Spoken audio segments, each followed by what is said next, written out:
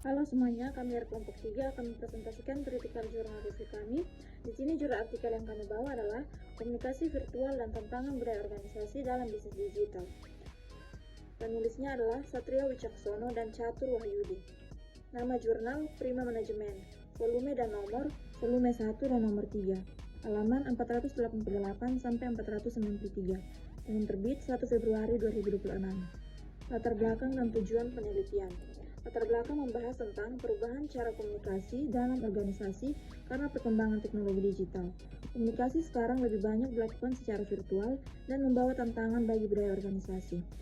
Tujuan penelitian untuk memahami bagaimana pola komunikasi organisasi berevolusi di era digital, serta bagaimana strategi komunikasi virtual dapat diadaptasi untuk mempertahankan efektivitas dan menciptakan budaya organisasi yang nyaman. Berikut ringkasan teori dan metode. Teori yang digunakan dalam artikel ini adalah teori komunikasi organisasi dan komunikasi virtual, serta teori budaya organisasi. Metode penelitian yang digunakan dalam artikel ini adalah metode studi literatur atau kajian pustaka. Berikut analisis kritis, kelebihan, kelemahan, dan relevansi. Kelebihannya yang pertama, topik sangat relevan dengan kondisi era digital dan kerja hibrid. Yang kedua, mengangkat isu aktual seperti digital fatigue dan hilangnya kohesi sosial.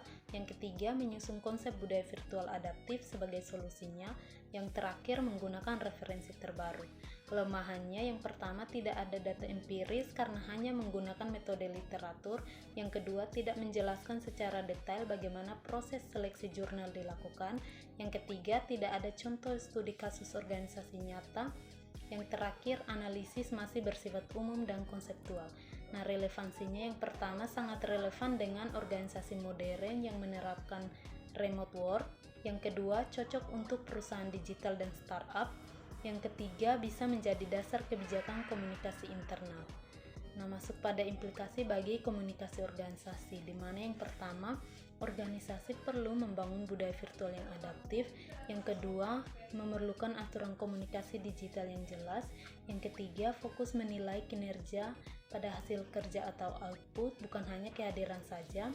Yang keempat, penting menjaga keseimbangan kerja dan kehidupan pribadi. Dan yang terakhir, perlu strategi untuk mencegah digital fatigue. Masuk pada kesimpulan dan rekomendasi. Kesimpulannya, komunikasi virtual sangat penting dalam bisnis digital, namun menimbulkan tantangan terhadap budaya organisasi. Nah, oleh karena itu, organisasi perlu mengembangkan budaya virtual yang adaptif, menjaga keseimbangan dan kesejahteraan, serta memprioritaskan transparansi dan hasil kerja. Rekomendasi yang pertama, penelitian selanjutnya perlu menggunakan pendekatan empiris untuk menguji konsep budaya virtual adaptif. Yang kedua, diperlukan studi kasus pada organisasi tertentu untuk melihat implementasi nyata. Yang terakhir, penelitian kuantitatif dapat dilakukan untuk mengukur dampak komunikasi virtual terhadap kinerja organisasi.